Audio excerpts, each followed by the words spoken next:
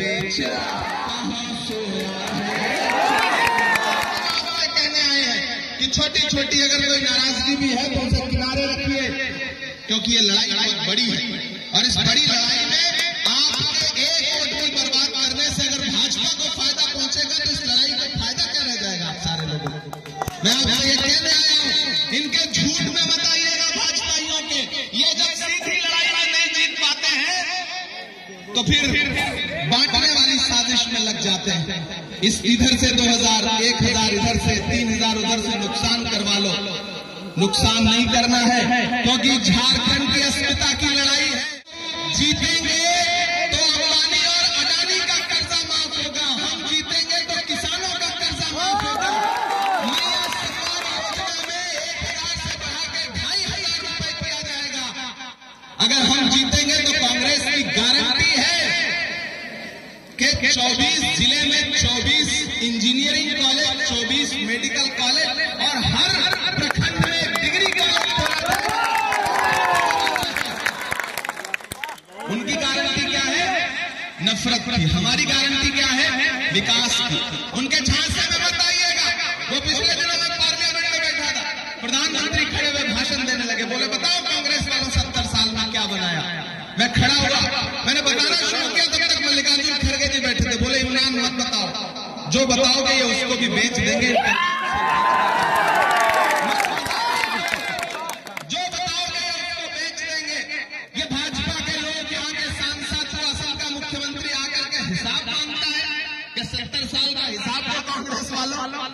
अरे महागामा वालों, अब जब आए तो हिसाब मांगे तो उनसे कहना कि अरे भाजपा वालों, तुम्हें किस मुंह से हिसाब मांगने का अधिकार है?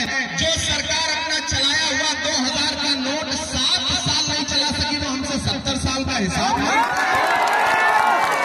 ये झूठे लोग हैं, इनके झांसे में नहीं आना है। मैं तो पार्लियामेंट में खड़ा होकर के इनसे सवाल पूछता हूं। याद है इनका नारा? भाइयों बहनों, देश के खजाने की चाबी मुझे सौंप दो, मैं चौकीदारी करूंगा, देश नहीं लूटने दूंगा। याद है इनका नारा?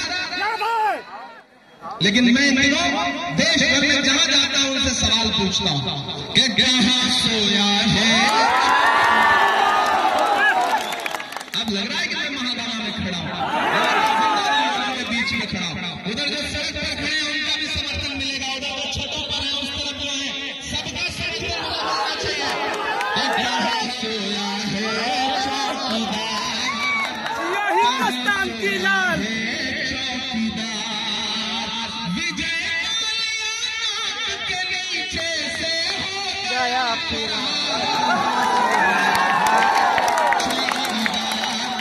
कहां सोया है चौकीदार। यहाँ टीम के नीचे में ढेर सारे लोग खड़े हैं। मंच में भी जो हमारे सहयोगी बैठे हैं, गठबंधन के पार्टी के जो अलग अलग पदाधिकारी बैठे हैं, मैं सबका स्वागत करता हूँ। हमारी यूथ कांग्रेस की बहन जो भी संचालन कर रही थी, मैं उनका भी स्वागत करता हूँ। और ये पंक्तियां पढ़ता हूँ। कहां सोया है चौकीदार, कहां सोया है चौकीदार, गैस सिलेंडर की कीमत भी 1000 के पार। कहां सोया है चौकीदार के चाय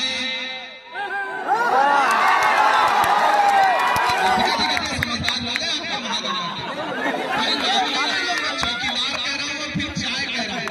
ये समझ पा रहे हैं, इनको स्वाद आ जा रहा है बिना कोई नाम लिए। मैं सैल्यूट करता हूँ महागामा वालों, सैल्यूट करता हूँ आपको कि चाय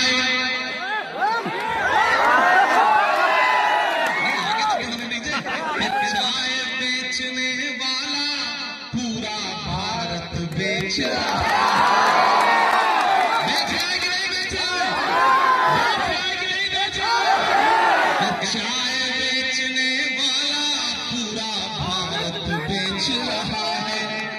इसी काम में हासिल उसे महारत बेच रहा है कि रेल बिक गई, तेल बिक गया, बिका हवाई जहाज। अगली लाइन में ना एक नाम आएगा और वो नाम सच्चा लगे तो आपकी तालियों का शोर पूरे झारखंड में जाना चाहिए, दिल्ली तक जाना चाहिए। मैं पढ़ता हूं कि रेल बिक गई, तेल बिक गया, बिका हवाई अड्डा, सब कुछ बिकता देख के खुश है अपने जेबी।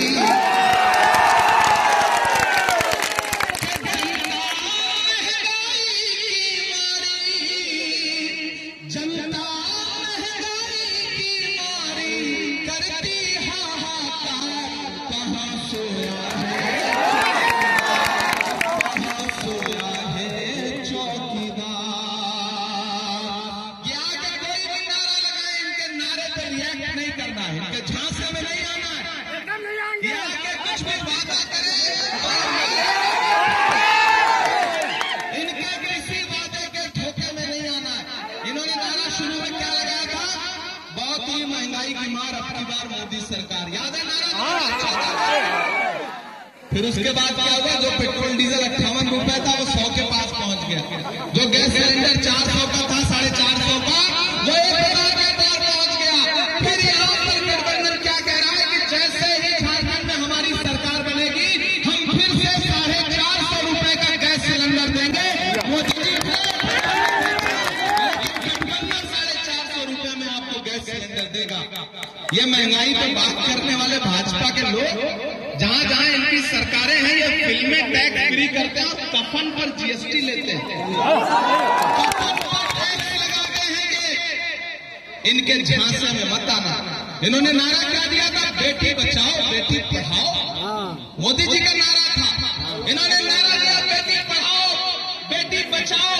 फिर उस नारे की सच्चाई क्या निकल के आई कि हाथरस में जब एक दलित बिटिया के साथ बलात्कार हुआ तो रात के 2 बजे उसकी लाश इसलिए जला दी गई परिवार की मर्जी के बगैर, ताकि सबूत मिटाए जा सके।